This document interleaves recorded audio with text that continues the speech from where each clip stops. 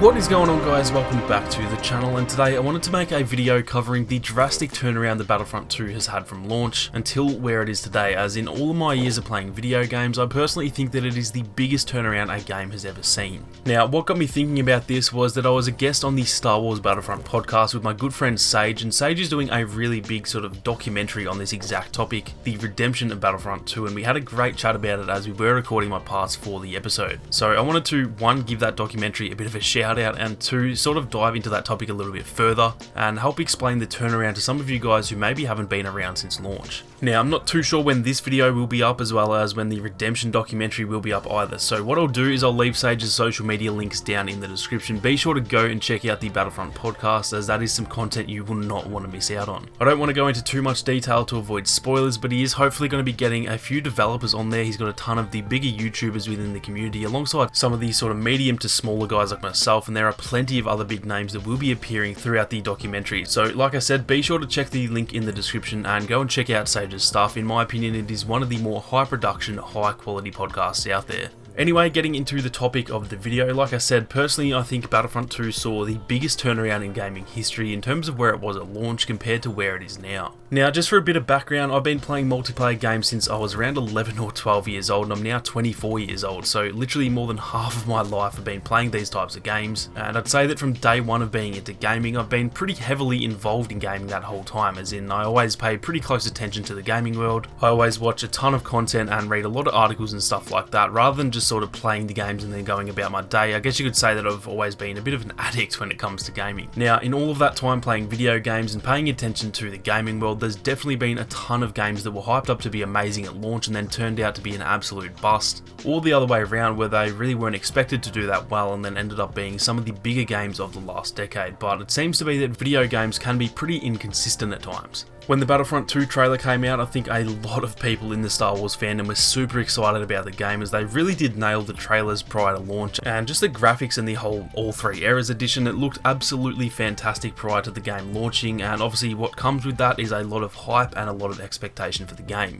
Now, for those of you who maybe weren't around back at the start of the game, the launch could not have been any further from what I just mentioned. It was a buggy mess filled with loot boxes, with easily the most drama surrounding it of any game that I've ever seen in my life, and the fact that it was EA, as well as the fact that it was following on from Battlefront 2015, which also had issues as well, it was, to say it lightly, an absolute shitstorm of a launch. As a response to all of the drama, one of the EA community team members even commented on a Reddit post about the failures of the game, explaining their reasons for certain choices within the game, and that comment ended up being the most downvoted comment in Reddit history with, get ready for this, 667,000 downvotes. Prior to that, the most downvoted comment of all time was 19,000 downvotes, and this came in with a huge 667,000 downvotes. So that's just a quick example of how huge this whole drama was. It really did take over the entire gaming world, and in my opinion, it actually sort of helped shape where gaming is going these days, as loot boxes were a pretty regular thing at that point, and since then there really hasn't been very many games that are brave enough to include loot box systems.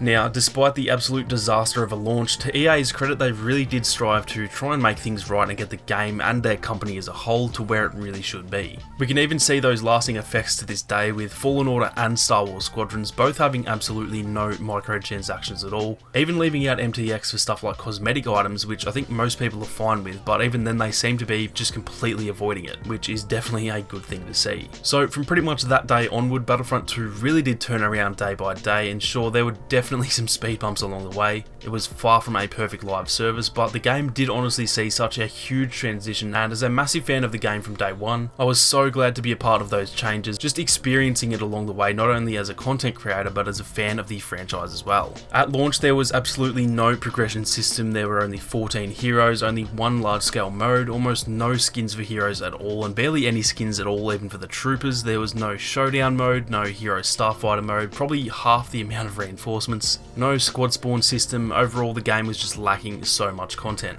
By the end of the game though, we received that progression system update, squad spawn system, 2 large scale maps for GA, as well as I think 13 or 14 supremacy maps alongside the mode itself. We saw 8 new heroes, countless reinforcements, and over 200 skins for almost every playable character in the game. Hero Showdown, Hero Starfighters, 39 new Millennium Falcons, instant action co-op mode, 6 or 7 new small scale maps, and I'm absolutely sure that I'm forgetting a fair amount of content in there as well. When you consider where the game was at launch to where it is now with all of that content, it is actually just insane to think about how far the game really did turn around in those 2 to 3 years since launch, which I doubt many of us ever thought possible. Now, not only on the content side of things too, but a lot of the bugs were fixed as well, a lot of balances done to the game, and sure, the game is still somewhat buggy and has a fair share of imbalances, but if you can remember back to what the game was like at launch, the game right now does feel like a completely new game, honestly, although, let's be honest, there are definitely still too many bugs and issues for a AAA Star Wars game, but you do get the point. The community aspect was also such a huge change from launch to now. Most of that can probably be attributed to the man himself, Ben Walker, who completely changed the communication side of things and really did bring in such a great community vibe to the game again. And I think that's such a huge part of why the game did have such a loyal fan base throughout, because it really did feel like a huge dysfunctional family for a very long time there, despite obviously a few bad eggs here and there.